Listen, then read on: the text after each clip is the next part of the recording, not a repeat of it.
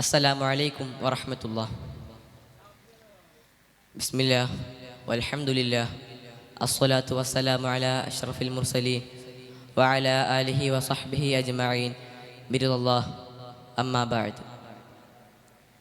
വേദിയിലിരിക്കുന്ന വിശിഷ്ട വ്യക്തികളെ, പ്രിയപ്പെട്ട ശ്രോതാക്കളെ, ജനത്തിൻ്റെ ഈ മഹനീയ വേദിയിൽ വായനയുടെ വാതായനങ്ങൾ തുറക്കാനാണ് ഞാൻ ഉദ്ദേശിക്കുന്നത് ഇൻഷാ അല്ലാഹ്.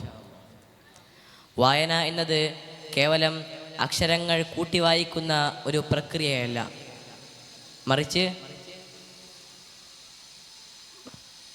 മനുഷ്യചേതനയുടെ വികാസത്തിന് അനിവാര്യമായ ഒരു പ്രക്രിയയാണ്.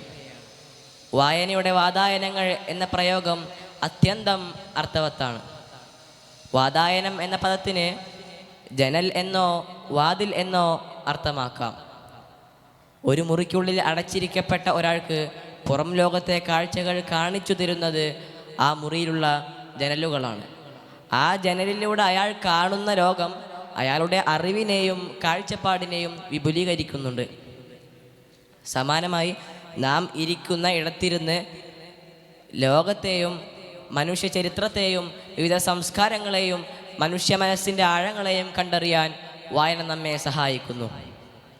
ഒരു വ്യക്തിയുടെ പരിമിതമായ ജീവിത സാഹചര്യങ്ങളിൽ നിന്ന് ലോകത്തിൻ്റെ വിശാലതയിലേക്കുള്ള വാതിലുകളാണ് ഓരോ പുസ്തകവും തുറക്കുന്നത്. ചുരുക്കി പറഞ്ഞാൽ, വായനയിലൂടെ നാം നമ്മുടേതല്ലാത്ത ജീവിതങ്ങളിലൂടെ സഞ്ചരിക്കുകയും നാം നേരിട്ട് പോയിട്ടില്ലാത്ത ഇടങ്ങൾ സന്ദർശിക്കുകയുമാണ് ചെയ്യുന്നത്. വായിച്ചു വളരുക എന്ന സന്ദേശം നാം പലപ്പോഴും കേട്ടിട്ടുണ്ട്.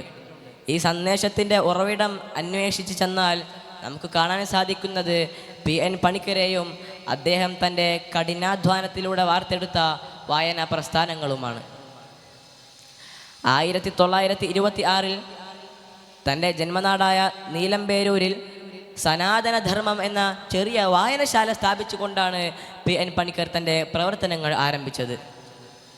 വീടുകൾ തോറും കയറിയിറങ്ങി പുസ്തകങ്ങൾ ശേഖരിക്കുകയും ലഭിച്ച പുസ്തകങ്ങൾ അത് ജനങ്ങൾക്ക് ലഭ്യമാക്കുകയും ചെയ്ത അദ്ദേഹത്തിൻ്റെ പരിശ്രമം പിന്നീട് കേരള ഗ്രന്ഥശാല സംഘം എന്ന വലിയ ഒരു പ്രസ്ഥാനമായി വളർന്നു. വായിച്ചു വളരുക, ചിന്തിച്ച് വിവേകം നേടുക എന്ന അദ്ദേഹത്തിൻ്റെ ആഹ്വാനം കേവലം ഒരു മുദ്രാവാക്യമായിരുന്നില്ല, മറിച്ച് ഒരു തലമുറയെ മുഴുവൻ വിജ്ഞാനത്തിൻ്റെ വഴിയിലേക്ക് നയിച്ച ഒരു മന്ത്രമായിരുന്നു.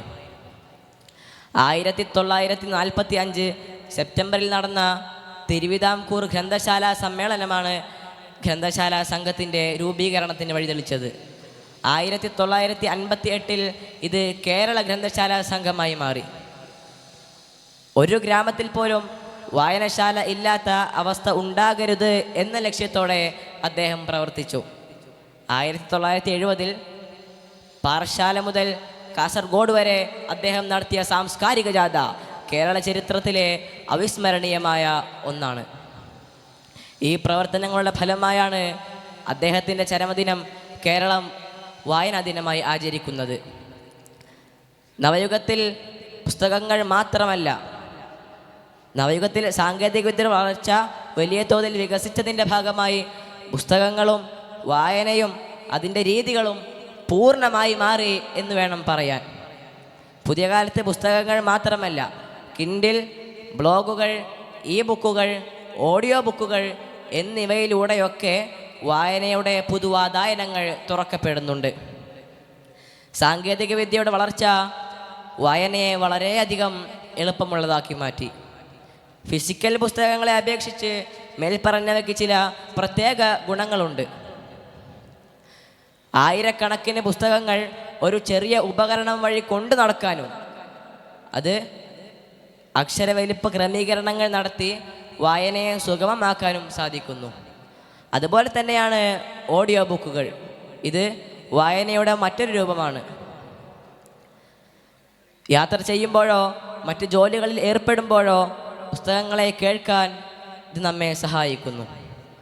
സ്റ്റോറി ടെൽ പോലുള്ള പ്ലാറ്റ്ഫോമുകളിൽ മലയാളത്തിൽ ഉൾപ്പെടെ ലക്ഷക്കണക്കിന് ഓഡിയോ ബുക്കുകൾ ലഭ്യമാക്കുന്നുണ്ട്.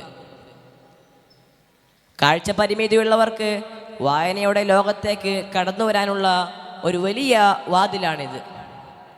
ഡിജിറ്റൽ വായനകൾക്ക് ഗുണങ്ങൾ ഉണ്ടെങ്കിലും ഇത് കണ്ണിൻ്റെയും മറ്റും ആരോഗ്യപരമായ വെല്ലുവിളികൾ ഉയർത്തുന്നുണ്ട് എന്നത് ഇതിൻ്റെ മറ്റൊരു വശമാണ്. പദസമ്പത്ത്, സർഗാത്മക കഴിവ്, എഴുതാനുള്ള കഴിവ് എന്നിവ വായനയുടെ യഥാർത്ഥ ഫലങ്ങളാണ്.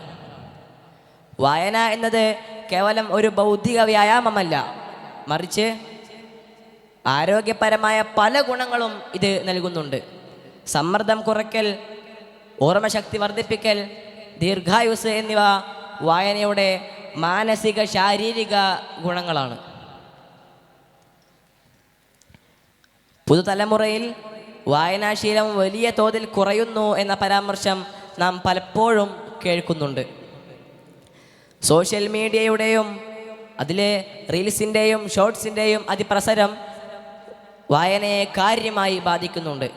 വായന നൽകുന്ന ആഴത്തിലുള്ള അറിവ് തൽക്ഷണമായി ലഭിക്കുന്ന വിവരങ്ങൾക്ക് നൽകാൻ കഴിയില്ല.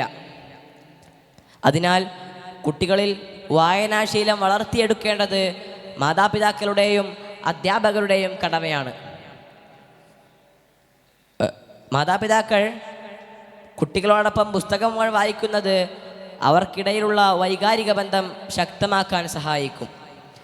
സ്കൂളുകളിൽ റീഡിംഗ് ക്ലബ്ബുകളും IT ക്ലബ്ബുകളും വഴി വായനയെ പ്രോത്സാഹിപ്പിക്കാൻ സർക്കാർ തലത്തിൽ ശ്രമങ്ങൾ നടക്കുന്നുണ്ട്. പുസ്തകങ്ങളിലൂടെ ലഭിക്കുന്ന അറിവ് ഒരു കുട്ടിയെ ചിന്താഗതിയുള്ള അല്ലെങ്കിൽ വിവേകമുള്ള ഒരു വ്യക്തിയായി വളരാൻ സഹായിക്കുന്നു.